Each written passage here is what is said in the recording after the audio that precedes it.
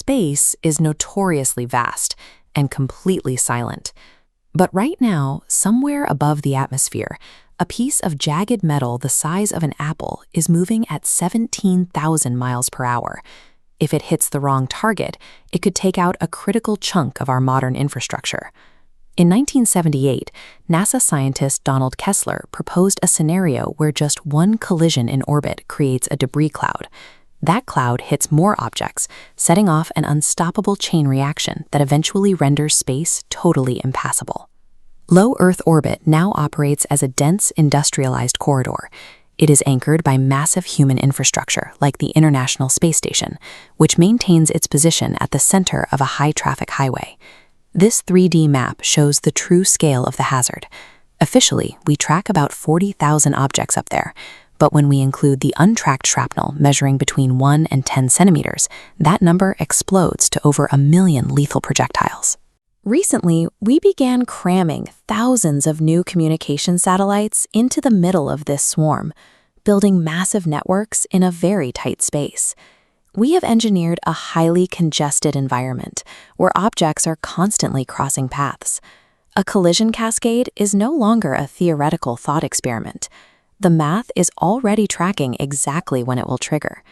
So what is the mathematical probability of a total low Earth orbit collapse by the year 2030? The answer is practically zero.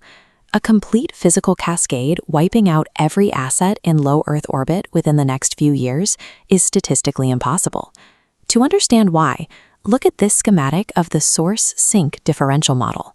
Every collision creates a source of new debris, but the Earth's atmosphere acts as a sink. Friction at the edge drags small debris down and burns it up. Because the atmosphere is constantly pulling debris out, this timeline graph projects that the absolute tipping point for total runaway growth won't hit until sometime between 2035 and 2048. Movies often show a Kessler cascade destroying everything in a matter of minutes. In reality, orbital mechanics dictate that a total cascade takes decades or even centuries to fully render space impassable. But we shouldn't let the timeline for total collapse give us a false sense of security. While a global cascade is decades away, a highly localized disaster is actively unfolding right now. Navigating low Earth orbit today requires a frantic, non-stop choreography of evasive maneuvers just to keep satellites from hitting each other. This graphic tracks a metric developed by researchers called the crash clock. It calculates how long it would take for a catastrophic collision to happen if satellites suddenly stopped steering. In 2018, we had a safety buffer of 164 days. Today, that margin has plummeted to 5.5 days. The only reason the clock hasn't hit zero is automated evasion. Over a recent 6-month period, the Starlink network alone fired thrusters over 144,000 times to dodge incoming traffic. This system relies entirely on perfect tracking data, active ground commands, and functional propulsion. If a satellite goes blind or loses connection, that 5-day window is all we have. The most likely trigger to sever that connection comes directly from the sun. Severe solar storms heat Earth's upper atmosphere, altering satellite drag, interfering with ground communications, and completely blinding navigation systems. Our infrastructure is safe today not because space is empty, but because our automated systems are constantly swerving out of the way. If a solar storm unplugs that system, the dodging stops. Let's project this to 2030. The orbital environment is packed with even more satellites, and a Carrington-level solar storm washes over the Earth, bombarding the atmosphere with intense solar radiation. The immediate effect is a massive communications blackout.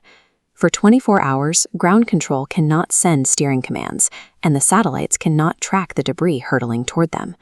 With atmospheric drag pulling objects off their predicted paths and no avoidance maneuvers happening, the crash clock immediately compresses from 5.5 days down to 2.8 days.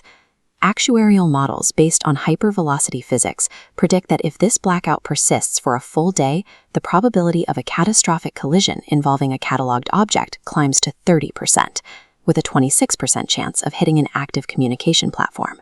This disaster is highly localized. It is mathematically most likely to occur in the specific, ultra-congested altitude shells sitting at exactly 775 or 840 kilometers above the Earth. A single hypervelocity impact in one of these shells creates a dense cloud of shrapnel that expands outward, instantly shredding adjacent satellites in the same mega constellation. On the ground, the sudden loss of that network paralyzes disaster response logistics and severs global financial routing. This represents a structural failure of specific altitude bands. The moment our automated systems go blind, these congested shells become the sites of a rapid, localized collapse. Should commercial satellite companies face strict regulations and capacity limits to prevent this kind of localized collapse? Let us know your solutions down in the comments, and don't forget to subscribe to The Explainer for more deep dives.